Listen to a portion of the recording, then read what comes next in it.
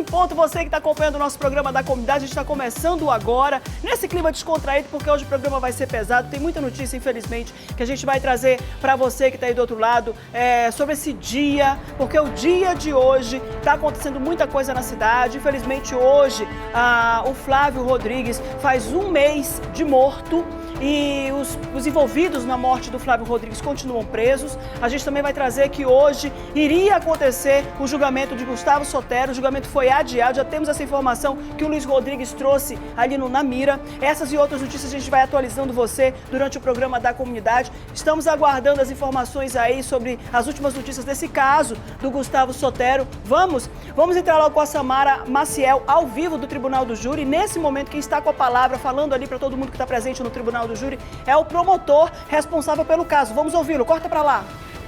Responder tecnicamente só. Você falou que essa publicação deveria ter sido feita. De quem é a responsabilidade de fazer essa publicação?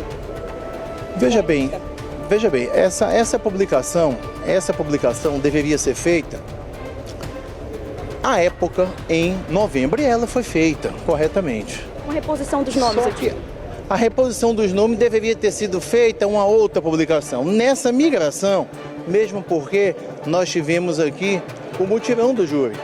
Então, os jurados do mutirão são jurados diferentes da lista geral do mutirão. Foram pessoas a mais que foram buscadas e colocadas. Isso não foi observado em nenhum julgamento aqui hoje. E foi esse. Então, não tem um prejuízo. Então, nós temos um erro. Nem jurídico. Falha. Não, isso é a senhora que está dizendo. Eu não posso afirmar que teve erro.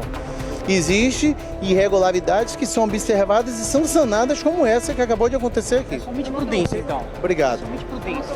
É uma prudência do Judiciário juntamente com a Defesa e o Ministério Público. O que aconteceu foi um acordo entre as partes para que a gente tenha um julgamento límpido, já falei, claro e evidente, algo que não possa ser suscitado ao futuro, nenhuma nulidade. Tá bom? Olá para você que acompanha o programa agora, nós estamos ouvindo agora o juiz que daria continuidade, que daria prosseguimento a esse julgamento. Tudo poderia ter sido evitado, inclusive os tiros. Obrigado. Muito obrigada, então, Márcia, bom dia para você que acompanha o programa agora. Exatamente, esse julgamento que deveria acontecer, como deveria começar, na verdade, nesta terça-feira, ele foi anulado. Como vocês ouviram o juiz, a lista dos 7 jurados que iriam sentar aqui nessa área, que iriam decidir se Sotero é ou não culpado pela morte do advogado, essa lista aconteceu uma alteração. A lista foi divulgada no ano passado, uma nova lista deveria ter sido publicada e não foi publicada. E como o juiz falou, ele não quer apontar o erro para ninguém. Se a responsabilidade se era do Tribunal de Justiça, ele disse que não é essa responsabilidade. Agora, esse julgamento ele vai acontecer nos dias 25, 26 e 27 ainda deste mês. Mas, como eu disse no programa Na Mira, pode acontecer também uma nova irregularidade. Nada pode garantir que esse julgamento vai acontecer ainda este ano. A família está triste com toda essa situação. O advogado tinha 2 filhas, a esposa foi vítima aí de um delegado que segundo as testemunhas, estava alcoolizado no dia do crime, em novembro de 2017. O primeiro a chegar aqui foi a defesa do delegado Gustavo Sotero. Ele disse que todo esse reforço da OAB nesse processo, tudo isso é para acabar com esse processo, para jogar a culpa para cima do Sotero e tirar do Wilson. Nós conversamos com a defesa do delegado Sotero e gostaria que você aí de casa escutasse.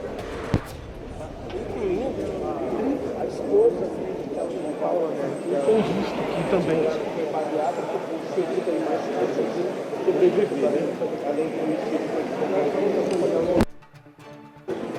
Foram atingidas por tiros na casa noturna.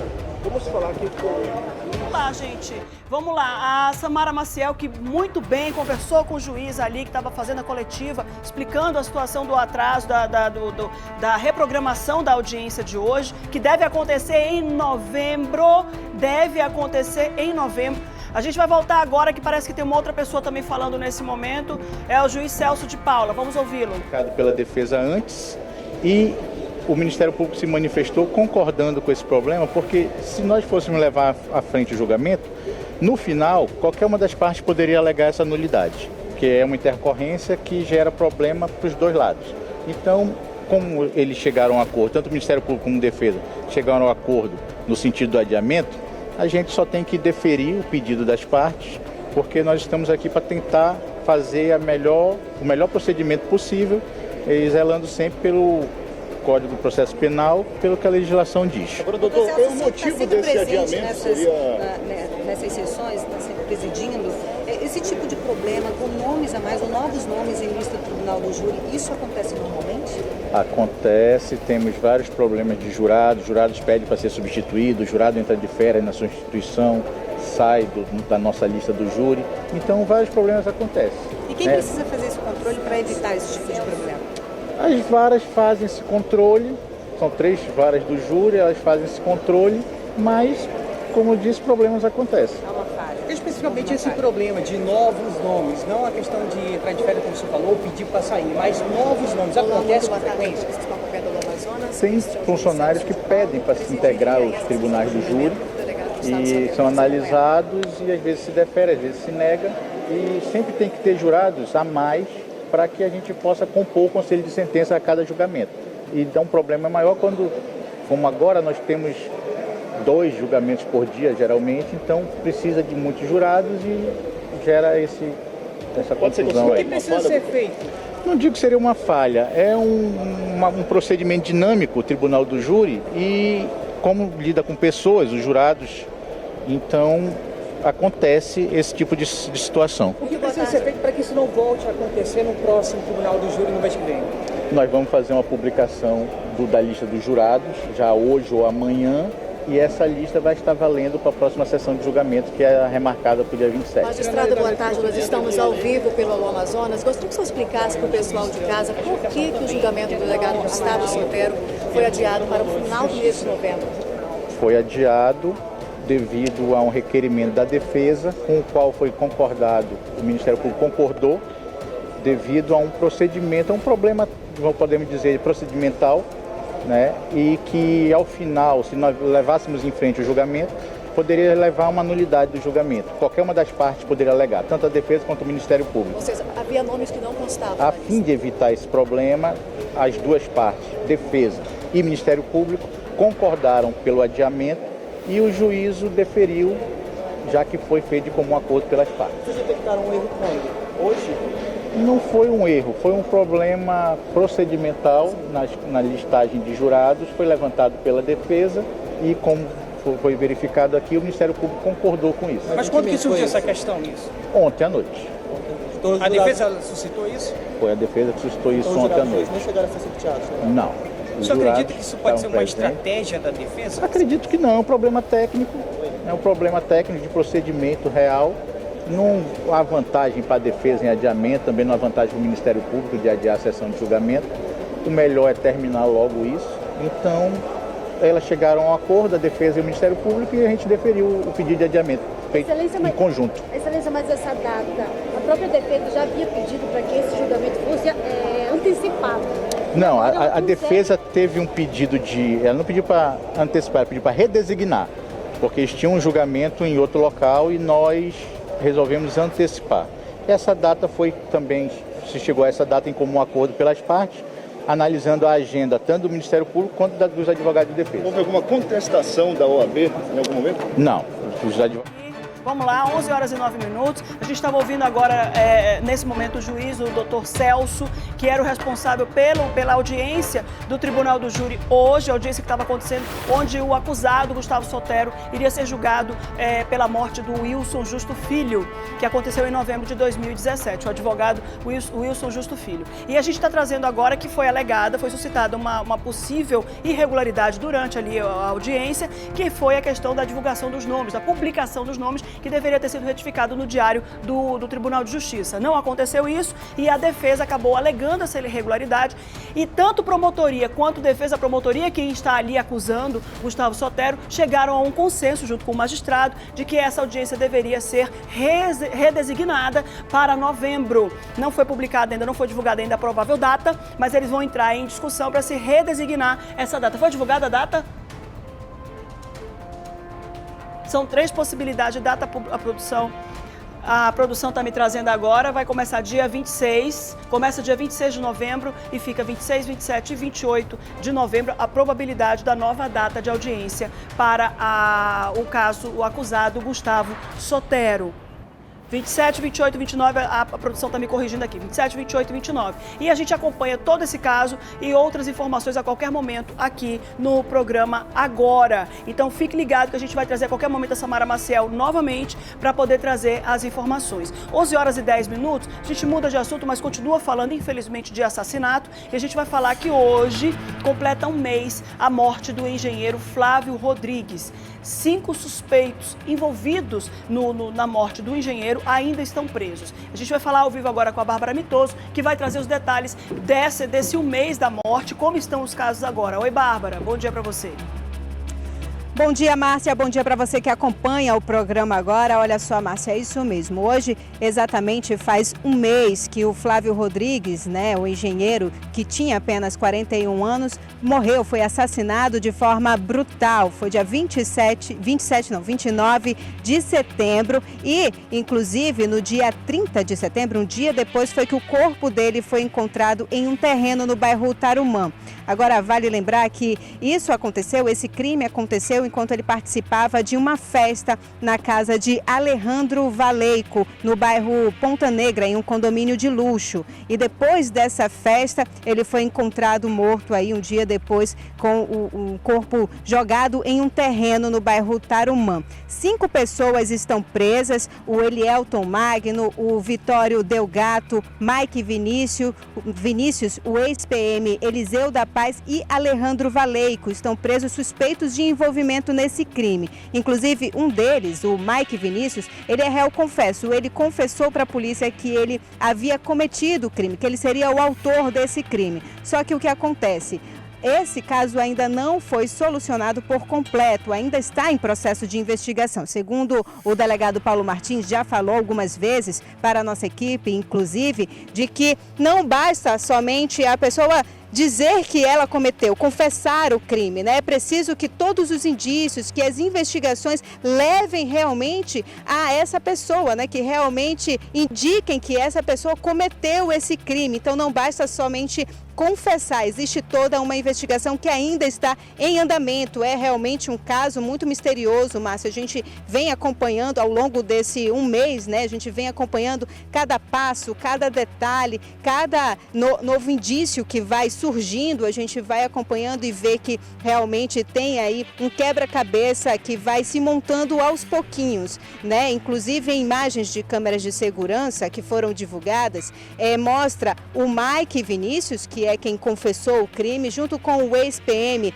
Eliseu da Paz, entrando no condomínio Passaredo, e em seguida eles saem do condomínio com uma terceira pessoa. O Mike Vinícius aparece no banco de trás desse carro com uma terceira pessoa que supostamente seria o Flávio, já desacordado, Então há alguns indícios aí, mas ainda é muito misterioso. A família de Flávio Rodrigues vai sofrendo, esse tempo todo aí na esperança de que a justiça seja feita, de que realmente os autores desse crime ou o autor desse crime seja responsabilizado, de forma correta. E aí a gente vai acompanhando também os advogados de defesa, informando, por exemplo, o advogado Marco Aurélio Choi falou inclusive para a nossa equipe, informando que não sabia o porquê que ainda estavam presas as pessoas, já que o Mike já tinha confessado esse crime. E aí vem a resposta do delegado justamente dizendo que é porque tem toda uma investigação, que tudo precisa se encaixar para que realmente se comprove que o Mike foi quem efetuou esse crime, foi o autor desse crime. Márcia, a gente vai continuar acompanhando e esperando que esse caso seja solucionado o quanto antes, porque são um mês, já é um mês de muito sofrimento para essa família. Volto com você. Obrigada, Bárbara. Aproveitando o som da Bárbara, ali são 30 dias já dessa agonia, dessa angústia que os familiares do Flávio Rodrigues passam, enfrentam. A Bárbara está falando sobre os envolvidos que estão presos. O Mike, que foi o confesso, é ex-policial militar, ele é ex-PM, parece que faixa preta em jiu-jitsu, faz lutas marciais ali, parece que foi ele diz que foi quem acabou tirando a vida do Flávio Rodrigues, porque ele foi conter uma briga e o Flávio Rodrigues acabou morrendo. O Eliseu, que a gente acompanha na foto aqui, esse aqui foi o local onde o corpo foi encontrado, não foi o local onde foi jogado. O corpo do Flávio Rodrigues foi jogado num lago perto do Tarumã, depois ele foi deslocado e foi colocado em outro lugar quando foi encontrado por crianças. Um dos envolvidos, que é o Eliseu, ele não é ex-policial militar, ele é ex-funcionário da Casa Civil. Ele foi exonerado da Casa Civil, mas ele continua policial militar, deve estar respondendo processo administrativo lá na Polícia Militar. Vamos voltar ao vivo lá para o Tribunal do Júri, onde a Samara Maciel vai trazer outras informações sobre o adiamento do caso Gustavo Sotero. Gustavo Sotero, que ia ser exonerado, que ia ser julgado hoje, e ele foi adiado o julgamento dele. A Samara vai trazer informações ao vivo pra gente. Oi, Samara. De onde eu não sei de onde é. O fato é que dos 39 convocados, apenas 9 constavam da lista. 31 nós não sabemos de onde vieram. Doutor, foi a primeira vez que você passou por esse problema? Todos os casos que o senhor já atuou? Foi a primeira vez. Só repetindo, doutor, 39 jurados, 31 não constavam na lista oficial. Exatamente. 39 jurados. De 39 jurados convocados, apenas 8 constavam da lista. Podem ser jurados em outras varas? Não. Uma lista de outras varas? Não.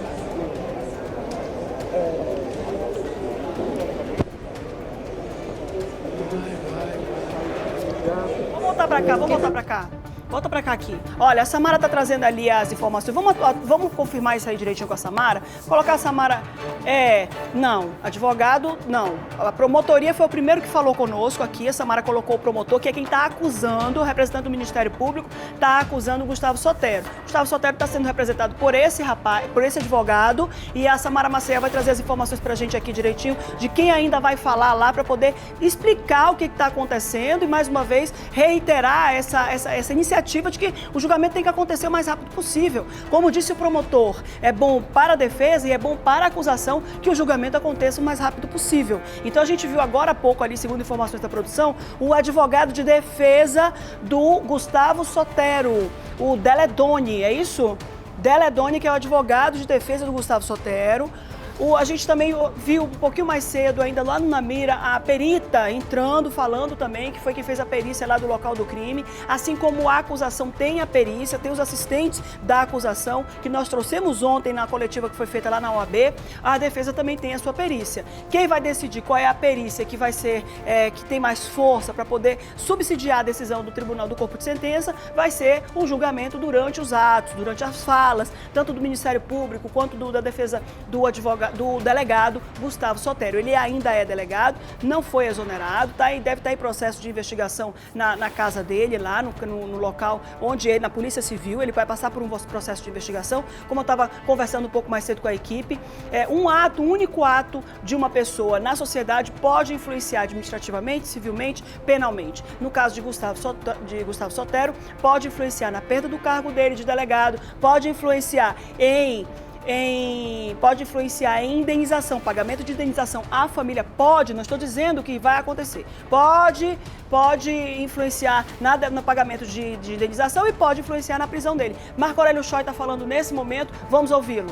Havia o julgamento de tamanho esforço, de 3 dias, isso ser alegado pela defesa lá na frente, e que o adiamento seria uma medida importante para isso. Então, assim, a OAB concordou com o adiamento, acho que em nome da ampla defesa, acho que o adiamento é importante, não vejo grandes prejuízos em adiar alguns dias.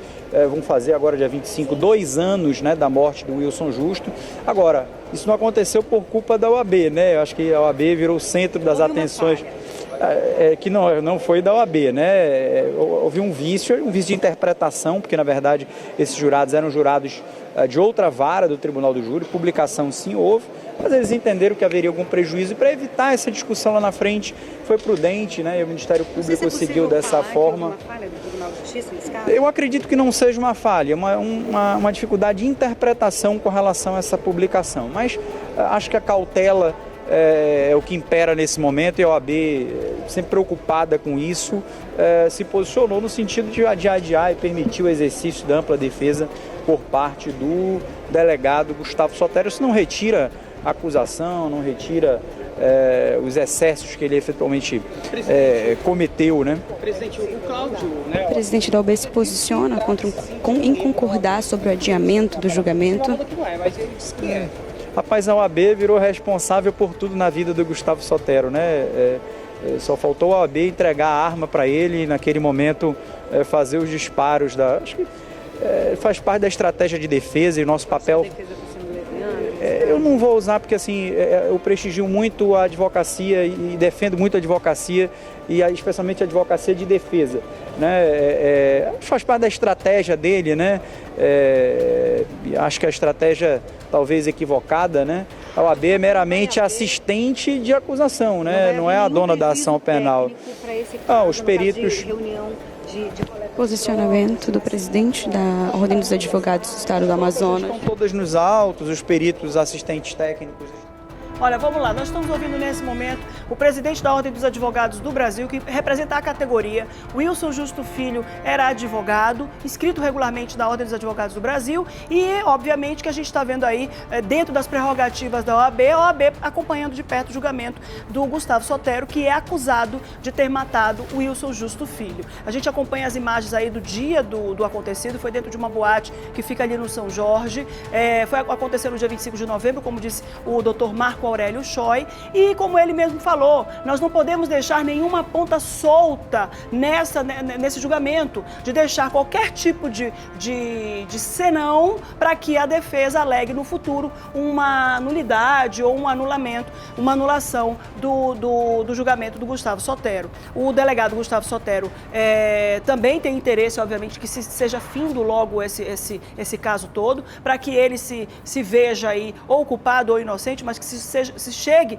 a um fim, mas como disse ali o presidente da OAB, Marco Aurélio Choi, que está como assistente da acusação, significa que ele está acompanhando, colaborando na acusação, mas quem é o dono da ação, quem é o dono do processo é o Ministério Público. É o Ministério Público que pede, que denuncia e o juiz recebe e ele acaba virando ali o Gustavo Sotero acusado nos autos do processo que está sendo, nesse momento, tramitando, que estaria em tramitação lá no julgamento do Tribunal do Júri, no Tribunal do Júri. Vamos aguardar para ver quais são os últimos movimentos, os próximos movimentos. A Samara Maciel permanece lá no Tribunal do Júri, trazendo outros dados, e a gente vai acompanhar como é que foi essa movimentação ontem, né? Você que está aí do outro lado acompanhando o programa da comunidade, ontem a Samara também acompanhou tanto defesa quanto acusação nesse trâmite, nessa preparação do julgamento de hoje. A gente vai ver a reportagem agora.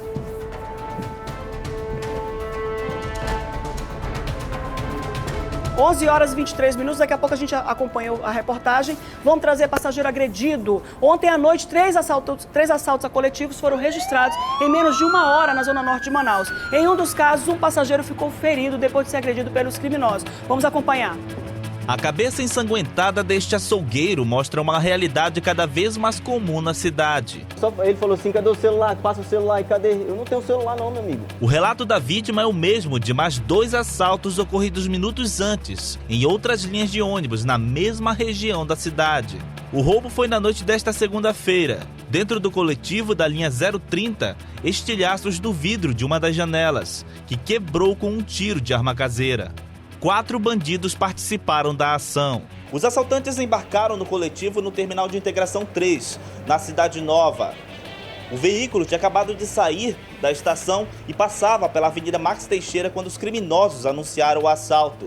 Eles foram bastante violentos com os passageiros, que não tiveram outra alternativa a não ser entregar os pertences. Esta mulher, que tem medo de mostrar o rosto, também estava no ônibus. Acompanhada da filha especial, ainda nervosa, ela relata o prejuízo que teve. Levaram tudo, tô sem nada, sem passagem, sem nada. Levaram o documento dela, o meu, o passe, tudo. Os 3 assaltos foram registrados com intervalo de menos de 1 hora no 6º Distrito Integrado de Polícia. Nenhum dos suspeitos foi localizado. 11 horas e 24 minutos, mais uma vez, violência dentro do transporte público. Vamos sair da capital, vamos embora para o interior do estado. A forte chuva que caiu na tarde de ontem em Nova Olinda do Norte deixou casas no centro da cidade e deixou parte da cidade sem energia elétrica. Mais uma vez, o vendaval que sempre acomete a cidade deixa prejuízos e prejuízos enormes. Vamos ver. A chuva forte assustou os moradores de Nova Olinda do Norte. O vendaval causou estragos e danificou telhados de diversas casas. Rapaz, tá estando aqui, de repente apareceu um vento tão forte aí que levou o telhado lá, voou lá pra cima, desceu pra baixo e espocou fogo pra tudo quanto foi lado aí. A gente tava aqui, veio o temporal rapidinho, aí veio subindo o telhado de lá pra cá assim, aí se escondíamos pra cá, e ele tá tipo uma paraquedas, assim, aí saiu espocando os fios aí com tudo. Mas, graças a Deus não aconteceu nada com a gente, né? Só bateu o carro do policial também ali. Quase caiu em cima do nosso ali. Era fogo para todo lado aí. A Defesa Civil foi acionada. Funcionários da Secretaria de Obras do município desobstruíram esta via, que ficou parcialmente interditada. Tão logo aconteceu, nós da Secretaria de Obras estivemos aqui para manter a trafegabilidade da rua, desobstruir. Foram cerca de 30 minutos de chuva, mas o suficiente para causar prejuízos, principalmente no centro da cidade. A Defesa Civil registrou apenas danos materiais.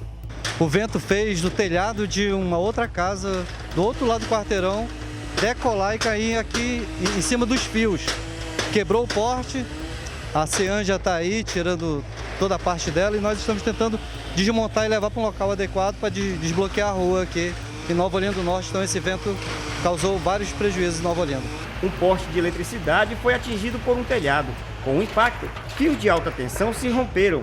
A cidade ficou escura por pelo menos 3 horas. Olha só, gente, esse forte temporal que acometeu Nova Olinda também acometeu a cidade de Manaus. A gente sabe que esse é o período em que as chuvas são mais frequentes aqui na cidade e o vendaval é enorme. O vendaval é um prejuízo danado que traz com destelhamento, com desmoronamento, cai árvores sobre muros, cai árvores sobre carros, é uma dor de cabeça danada. Então, nesse momento, tem que se fazer o quê? Ficar sempre com a Defesa Civil ali nas proximidades, porque se acontecer alguma coisa, liga para a Defesa Civil, vir socorrer qualquer pessoa que porventura esteja numa situação de vendaval. Porque a grande problemática nesse momento é evitar prejuízo para as pessoas. Prejuízo material depois se recupera. Agora, uma vida ou um ferimento grave não dá para recuperar.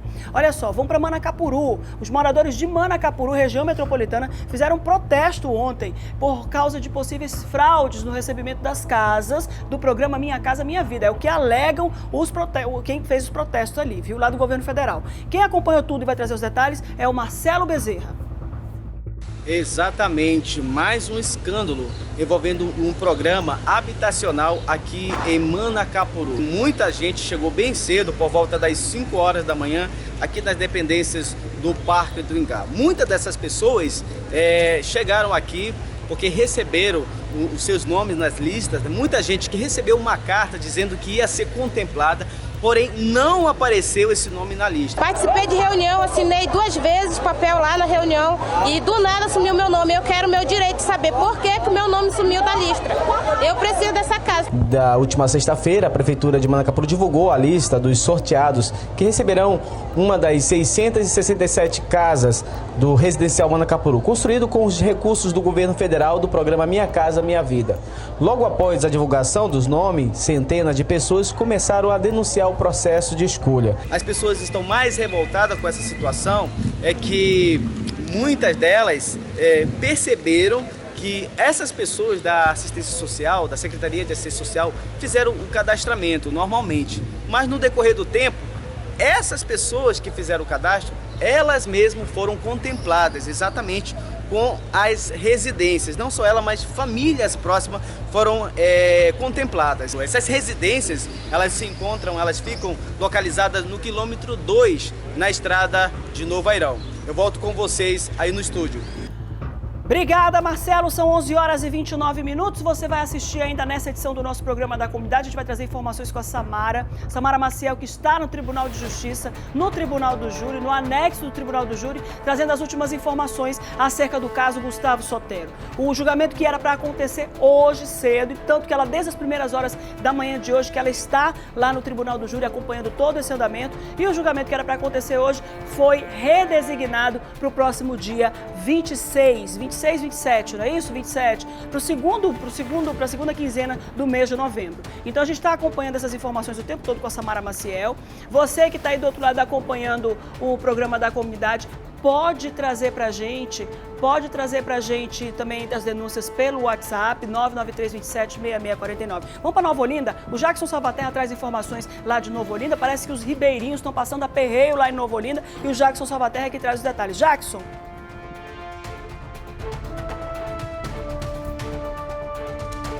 Vai vir o Jackson, tenho certeza que ele virá. Jackson Salvaterra virá, né, Gesiel? Ou não?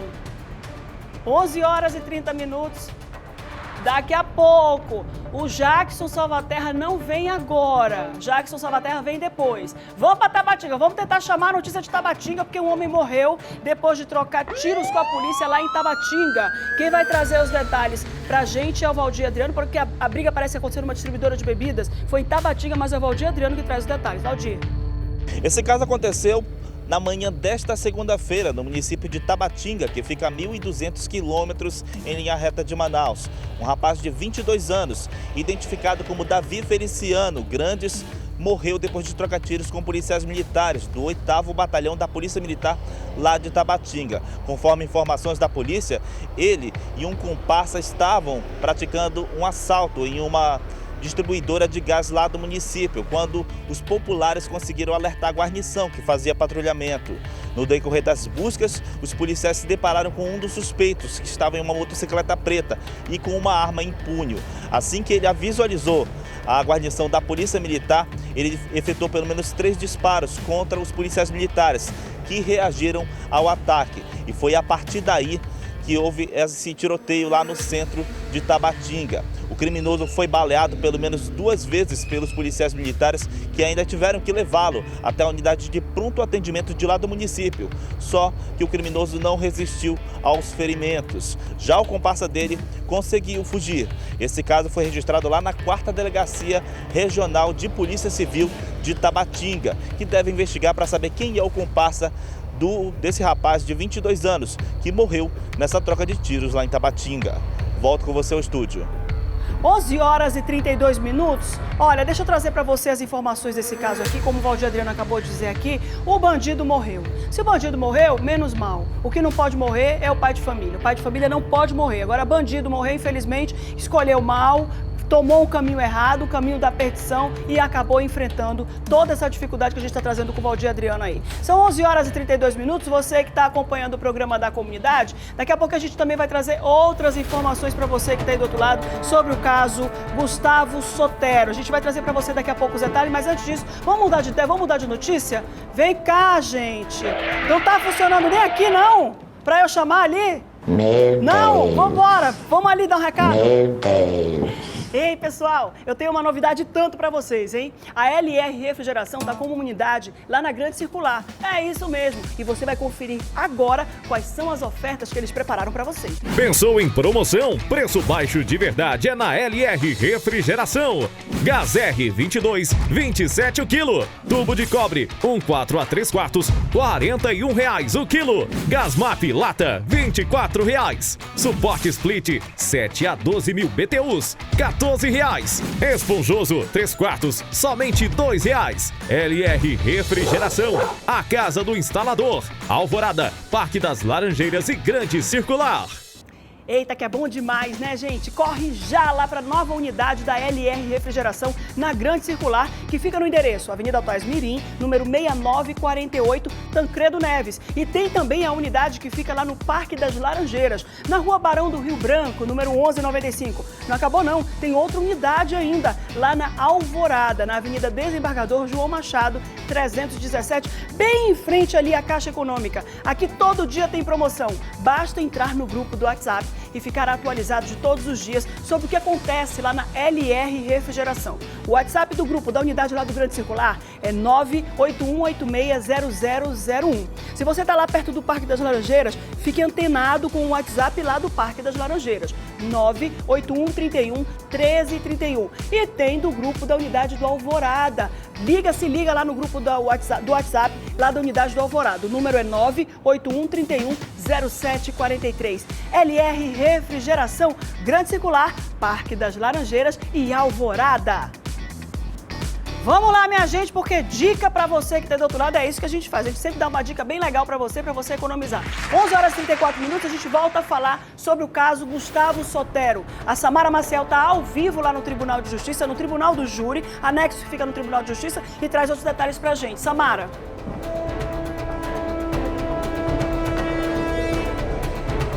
Então, Márcia, estamos de volta aqui para atualizar essas informações. Então, deixa eu explicar mais ou menos como funcionou essa irregularidade que foi encontrada pela defesa do Sotero.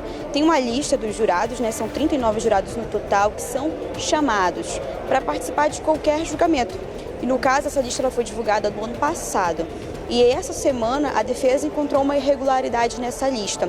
Existiam sim os 39 nomes nessa lista, porém só 9 nomes, vamos dizer que eram meio que verdadeiros, porque os outros nomes, as outras pessoas, elas foram emprestadas de outras varas, de outros julgamentos, o que não pode acontecer baseado na lei. Tipo, a lista que foi divulgada do ano passado, ela tem que ser exata para esse julgamento de hoje, não pode mudar. E se mudar, tem que haver uma nova publicação. Publicação essa que não foi realizada. Como vocês ouviram na nossa entrada ao vivo ainda há pouco, ninguém quer ser o responsável por isso, por essa publicação que deveria ter sido feita e não foi feita, nem Tribunal de Justiça, nem OAB. A defesa joga essa culpa para a OAB, que deveria ter realizado essa vistoria e essa análise e não analisou. O presidente da OAB se pronunciou ainda há pouco à imprensa e disse que essa não é uma responsabilidade da OAB e que a defesa de Sotero está trazendo toda essa carga para a OAB simplesmente porque está apoiando mais um advogado que foi morto aqui no estado do Amazonas. Nós conversamos mais cedo com a esposa do delegado Sotero. Ela chegou a se pronunciar dizendo que a Ordem dos Advogados do estado do Amazonas proibiu os advogados aqui associados à OAB de trabalharem nesse caso. Ela disse que chegou a procurar 5 advogados aqui locais do local e todos disseram a mesma coisa. Olha, nós estamos proibidos de atuar nesse caso, nós não podemos aceitar a proposta.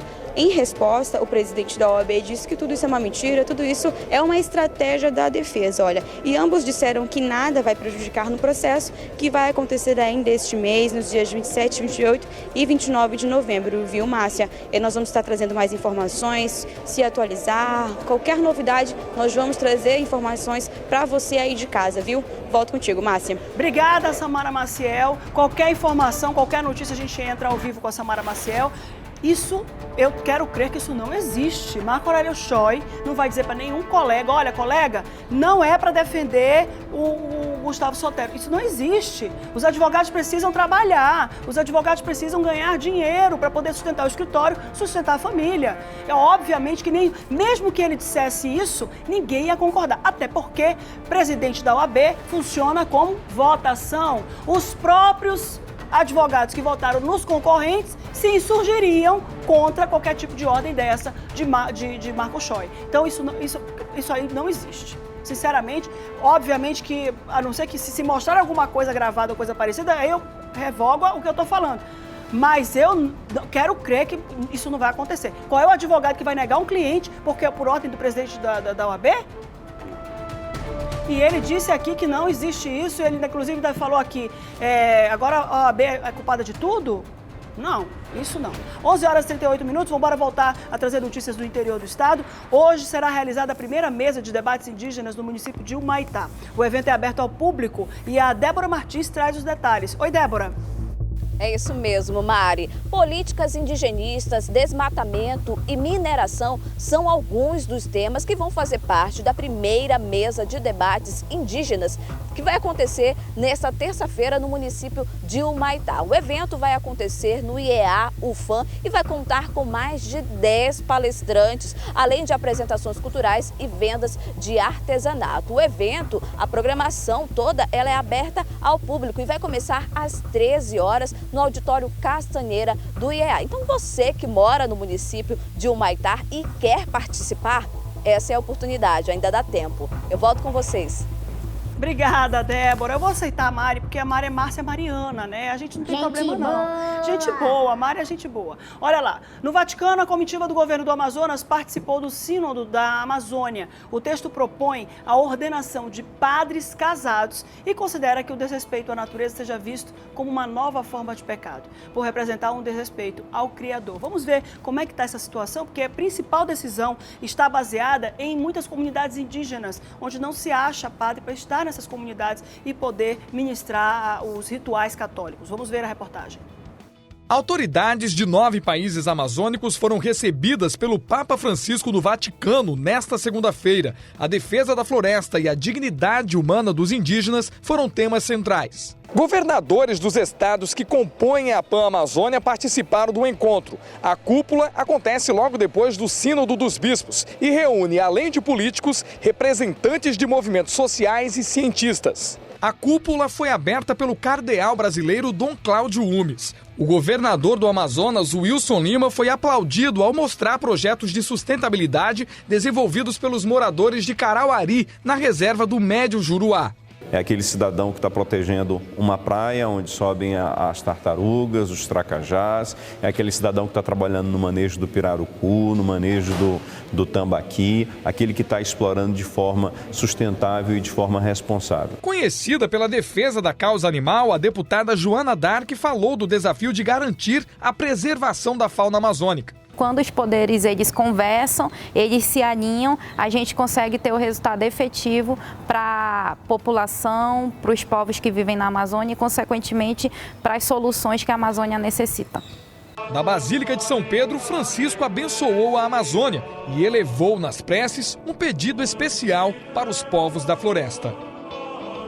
11 horas e 41 minutos. O que importa é levar a religião às pessoas, para que as pessoas tenham fé. É comprovado cientificamente. A fé ajuda até na cura de doenças. Então a fé traz um sentimento bom dentro do peito, faz com que libere uma série de hormônios que fazem bem para o organismo. Então a fé ela sempre é benéfica. Não importa qual seja a fé. Se é a fé na religião católica, a fé na religião batista, na adventista, na espírita, o que importa é se ter fé. Acreditar em Deus, que Deus é superior, acreditar que Ele pode operar milagres na gente, e eu acredito. Então quem quiser ter fé, que tenha, porque só benefícios terá. 11 horas e 42 minutos. Não quer dizer que quem não tem fé também não vai ter benefício, obviamente que tem.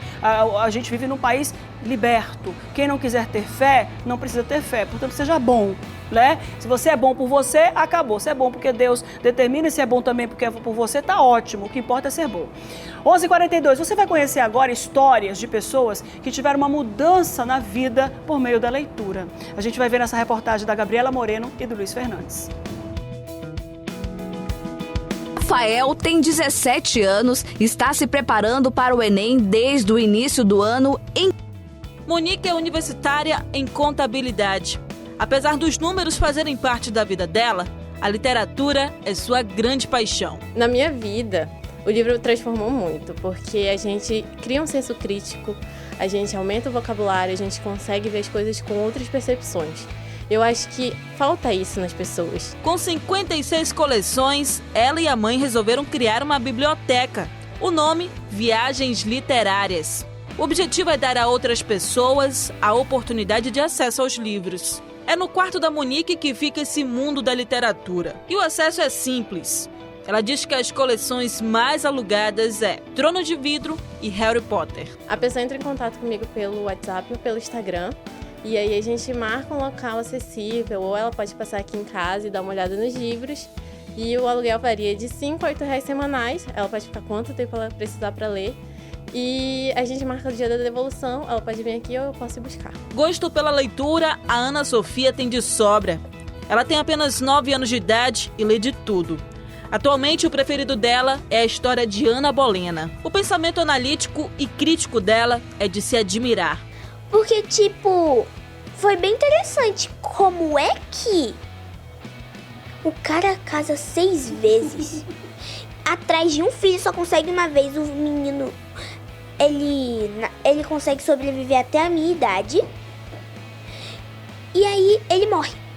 Ele vira rei aos 9 anos. É que nem uma história da Bíblia. Você pode perceber que durante a nossa visita, a Ana Sofia não largou o livro. Neste momento, ela está lendo Histórias de Ninar para Garotas Rebeldes. São histórias de mulheres inspiradoras. E olha, a Ana Sofia já leu só este ano quase 100 livros. Sim, é importante. Para que você tenha uma criança leitora na sua casa, você tem que dar o exemplo, você tem que ler. Seres humanos, eles aprendem por imitação. Então, se você quer ensinar qualquer coisa para o seu filho, comece fazendo perto dele. E ler, então, você precisa ter um livro na mão, né? Assim, daí a referência em termos de leitura. Com a tecnologia, o livro ele não se esgota, ele não deixa de existir. Então, assim, ela ainda, utilizando o livro de papel, ela ainda, muitas vezes, para os colegas, parece aquela criança que está atrasada. Mas, assim, a gente não fica somente nisso. Ela também lê no iPad, ela lê no Kindle que nós temos. Então, assim, a gente também está atualizado nessa questão da tecnologia. Para muitos, a literatura é viver um mundo desconhecido, onde o objetivo é conhecer e ter experiências incríveis. Quando eu leio, eu me sinto eu sinto as emoções do que está acontecendo. Ela viaja no livro, é por isso que ela gosta tanto de ler. Agora vocês viram ali, né? Ana Paula e o outro lá, os dois são pais dela, pedagogos. Por que será que ela lê tanto?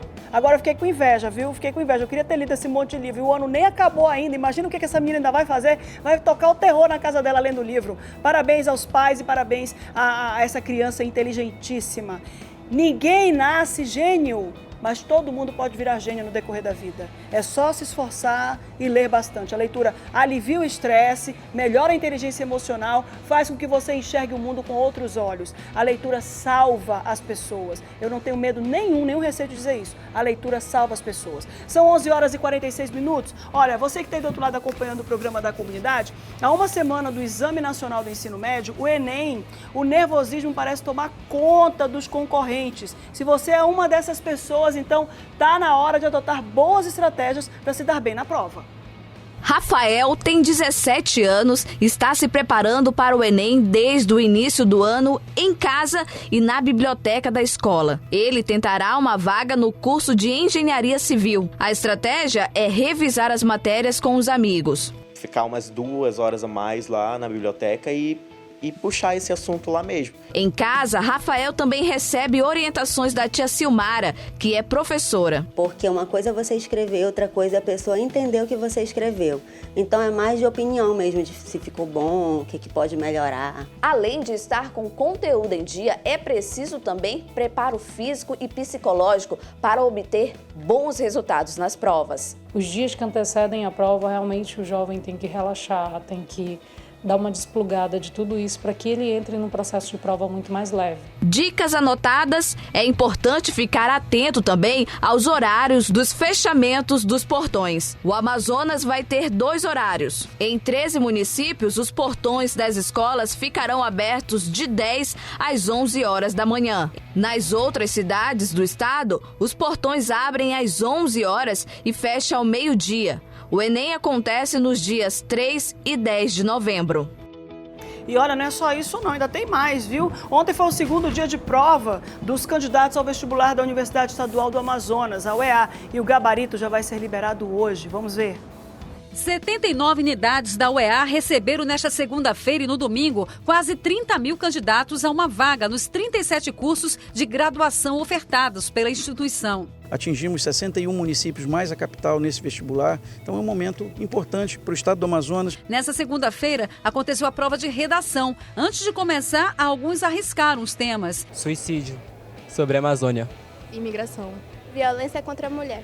Mas olha, a história de provas ainda não acabou. Isso porque 40.261 candidatos retornam, dessa vez, para fazer o SIS, que é o Sistema de Ingresso Seriado, que oferece 3.379 vagas. O resultado do vestibular deve ser divulgado em 17 de dezembro. Boa sorte a todo mundo. Quem acertou a redação? A gente sabe qual foi o tema da redação? Era bom se a gente tivesse sabido agora, né, qual é o tema da redação, para poder ver quem foi que acertou. 11 horas e 49 minutos, você que tem do outro lado acompanhando o programa da comunidade, fica com a gente, liga para cá, viu? Liga para o nosso WhatsApp, 993-276649. Liga não, manda uma mensagem. Enquanto você manda a sua mensagem, eu vou ali dar um recado para você. Vem cá. Vamos conversar aqui, que a sua casa tem um novo endereço. E eu tô falando do Vila Smart Brisas do Rio, da Morar Mais. São casas de 2 quartos no bairro Planejado, Nova Amazonas 2, com toda a infraestrutura de luz e saneamento prontas, em lotes de 160 a 302 metros quadrados. Você escolhe. Tem imóveis a partir de R$110 mil. Casas com esse preço, só a Morar Mais tem. E se sua renda familiar é de R$ 1.200 ou mais, a porta de entrada para sua casa própria já está aberta. Vila Smart Brisas do Rio. Compre sua casa e entregue com muro e portão. E compre hoje mesmo. Faça uma simulação gratuita. Então você já sabe. Visite nossas lojas no Shopping Amazonas e no Sumaúma. Ou lá na Avenida Mário Ipiranga, no antigo Colégio Objetivo. Saia do aluguel e vencer morar mais com Vila Smart Brisas do Rio. E informações 0800 042 4222. Fica ligado, você que está aí, está querendo investir no seu imóvel. Olha, são 11 horas e 50 minutos. Vamos chamar a Patrícia de Paula, que vai trazer mais informações sobre educação, sobre provas. Dessa vez ela traz informações sobre o SIS. E ela está ao vivo com a gente e vai trazer os detalhes sobre as provas do SIS. Eita, Patrícia, está acabando a prova aí, né? Tudo bem? Bom dia. Oi, Márcia, tudo bem com você e a todos que estão assistindo o programa agora? Aquele abraço bem especial de toda a nossa equipe. Estamos aqui na Universidade, né, do Estado do Amazonas, aqui onde se estuda tecnologia. E olha só quanta gente chegando já para fazer a prova do SIS. São mais de 40 mil inscritos. Aí são oferecidos aí 3.379 vagas em 37 cursos, incluindo 195 para alunos indígenas e 307 para pessoas com deficiência. Agora sim, os portões acabaram de abrir às 12 horas, vai fechar às 12h50 e é bom correr, viu, Márcia? Porque ultimamente, desde domingo, estamos acompanhando algumas matérias, mostrando o vestibular, mostrando também essa animação aí do povo para o SIS, mas tem muita gente que quando fecha o portão, Márcia, chega na grade e começa a chorar. Aí não tem mais jeito, porque a ideia é que entre imediatamente aí no site da UEA, onde você vai ter ali uma relação de locais, onde você vai fazer a sua prova, que é para não ter problema. Nós conversamos com alguns alunos aqui e um deles chegou, para você ter uma ideia, às 9h30 da manhã. Ele foi o primeiro dessa fila que está descendo aqui agora, viu, Márcia? Ele disse que é a maneira de garantir que ele chegasse na hora certa para fazer a prova. E cada um deles aqui, Márcia, com um sonho, né, com aquela vontade mesmo de crescer, de ter esse lado profissional aí, do jeito que sempre sonhou.